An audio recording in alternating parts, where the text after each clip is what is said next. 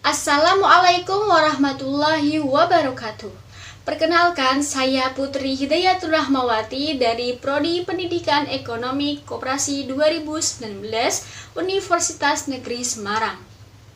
Pada video kali ini, saya akan sedikit mengulas berita yang terkait dengan ekonomi internasional, yaitu mengenai tentang pertumbuhan ekonomi dunia pada tahun 2021. Bahwa hal tersebut merupakan berita terbaru pada bulan April tahun 2021.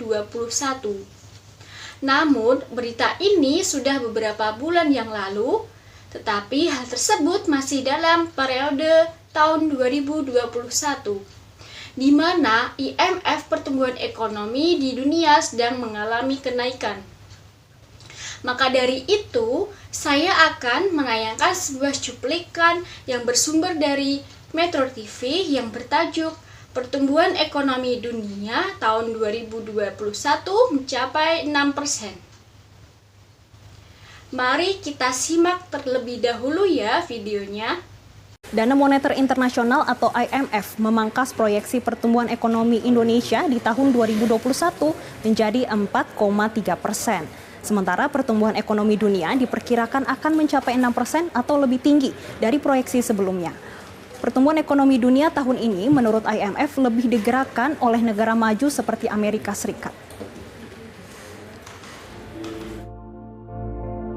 Dana Moneter Internasional atau IMF menyatakan peluncuran vaksin COVID-19 dan sejumlah besar bantuan pemerintah akan mempercepat pertumbuhan ekonomi global ke rekor tertinggi tahun ini. IMF memprediksi pertumbuhan ekonomi dunia tahun 2021 akan mencapai 6%, lebih tinggi dari proyeksi bulan Januari sebesar 5,5%. Kepala Ekonom dan Direktur Departemen Riset IMF, Gita Gopinath menyebut peningkatan proyeksi pertumbuhan ekonomi global tahun ini dan tahun depan lebih didorong oleh negara maju, terutama Amerika Serikat yang diperkirakan akan tumbuh 6,4% tahun ini.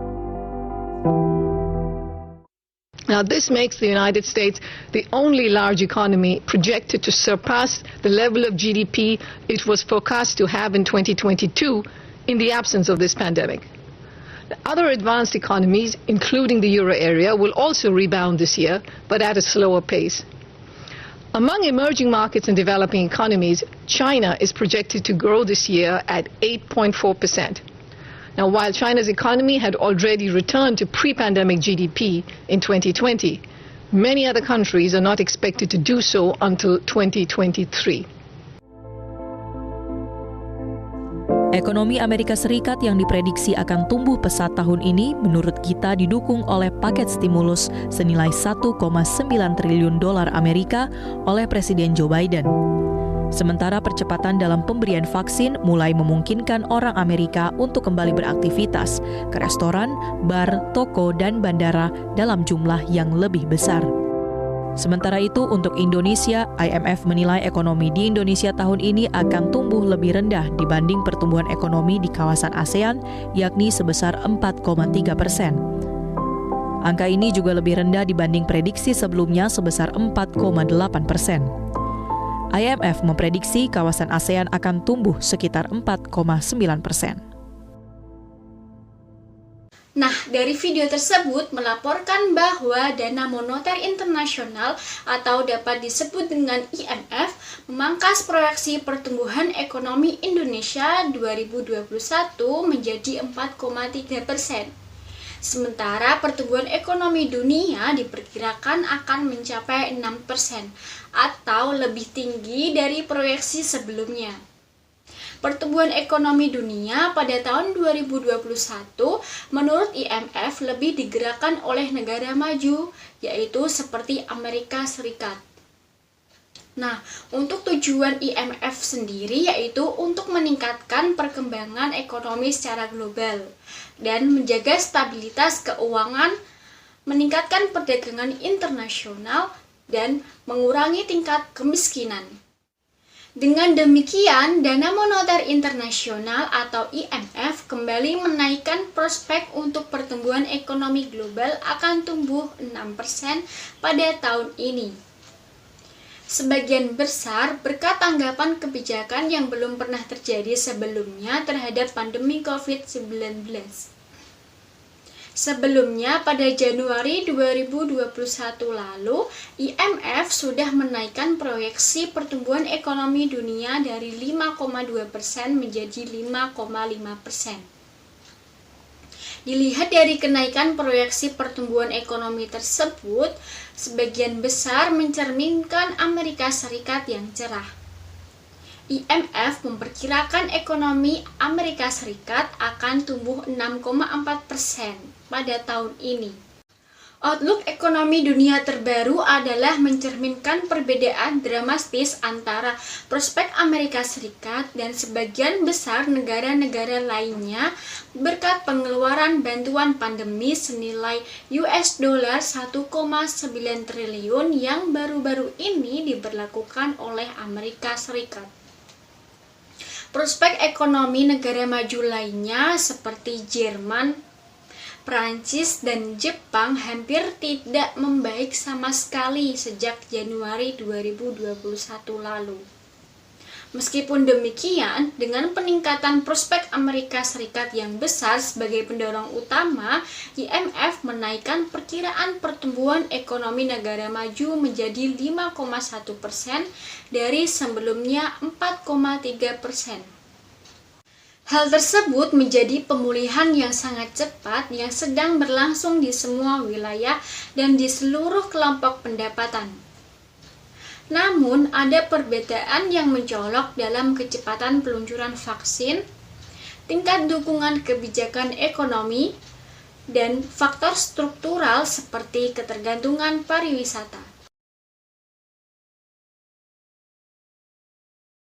Karena kompaknya proyeksi perekonomian global lebih didukung oleh tambahan pendorong fiskal yang kuat dan percepatan vaksinasi yang memungkinkan reopening lebih luas, khususnya pada negara-negara maju seperti Amerika Serikat dan Eropa.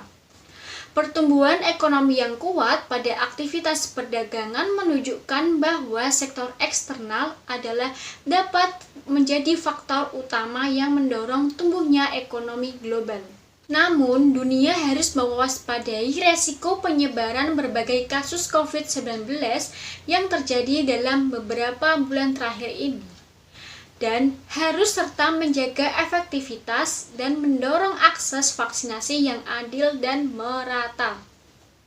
Meskipun demikian, pemulihan ekonomi global terjadi secara tidak merata, antara lain disebabkan oleh perbedaan situasi pandemi COVID-19, kecepatan vaksinasi, dan dukungan ekonomi dari pemerintah. Secara garis besar, kelompok negara maju mengalami kenaikan proyeksi didukung perluasan reopening dan jangkauan vaksinasi yang tinggi. Meskipun outlook ekonomi global masih kompak, tetapi resiko dan ketidakpastian masih sangat tinggi. Kehadiran berbagai kasus COVID-19 yang sangat menular membayangi upaya pengendalian pandemi dan pemulihan ekonomi di banyak negara. WHO melaporkan kasus tersebut telah menyebar di 124 negara dan bahkan menjadi kasus yang mendominasi di berbagai negara seperti Indonesia, Inggris, Rusia, Malaysia, Thailand, dan Afrika Selatan. Oleh karena itu, banyak negara kembali melakukan pengetatan aktivitas atau menunda reopening dalam rangka untuk mengendalikan lonjakan kasus yang terjadi. Langkah antisipasi lainnya yang dilakukan adalah terus memperkuat percepatan peluncuran vaksinasi. Nah, dapat disimpulkan bahwa dari pemerataan pemulihan ekonomi global harus terus didorong dengan vaksinasi dan upaya bantuan dari pemerintah setempat. Untuk itu, strategi Indonesia ke depan akan terus memfokuskan pada upaya pengendalian pandemi seperti melindungi kesejahteraan masyarakat dan mendorong pemulihan ekonomi nasional serta terus meningkatkan daya saing. Indonesia terus memperluas kebijakan di sisi kesehatan dan perlindungan sosial. Selain itu, Indonesia juga terus berfokus pada kebijakan prioritas di bidang kesehatan yang tepat seperti mempercepat vaksinasi, memperlakukan 3T yaitu tes, telusur, dan tindak lanjut, dan mendorong 5M yaitu menggunakan masker, mencuci tangan, menjaga jarak, menjauhi kerumunan, dan membatasi interaksi. Sementara itu, Indonesia untuk membantu masyarakat yang terdampak di tengah penerapan kebijakan PPKM, APBN hadir memberi perluasan perlindungan sosial dan dukungan bagi UMKM, yang diiringi upaya percepatan penyalurannya. Pengendalian pandemi yang saat ini sudah mulai menunjukkan penurunan kasus COVID-19. Vaksinasi memang merupakan salah satu untuk kebijakan kunci bagi setiap negara untuk mengendalikan pandemi COVID-19. Per 13 Oktober 2021, total kumulatif vaksin yang telah diberikan kepada masyarakat mencapai 102 juta orang telah mendapatkan dosis pertama. Sementara dosis kedua mencapai 59 juta, dan dosis ketiga mencapai 1 juta orang dari berbagai jenis vaksin yang digunakan di Indonesia. Kedepan, pemerintah akan tetap bekerja keras untuk terus melakukan percepatan vaksinasi agar pelaksanaannya konsisten sesuai dengan target yang ditetapkan. Melalui kebijakan pengetatan serta berbagai upaya yang dilakukan di bidang kesehatan, Indonesia diharapkan dapat mengatasi lonjakan pandemi COVID-19 sehingga proses pemulihan pertumbuhan ekonomi dapat berjalan dengan baik dan sesuai target. Maka dari itu, kita semua jangan lupa dan jangan takut untuk divaksinasi agar dapat mendorong pemulihan kasus COVID-19 yang efisien dan dapat mendorong pemulihan ekonomi Indonesia berjalan dengan baik dan lancar. Saya sendiri pun juga sudah tervaksinasi pada dosis pertama dan dosis kedua. Cukup sekian ulasan dari saya. Apabila ada tutur kata yang salah atau kurang berkenan, saya mohon maaf sebesar-besarnya. Wassalamualaikum warahmatullahi wabarakatuh.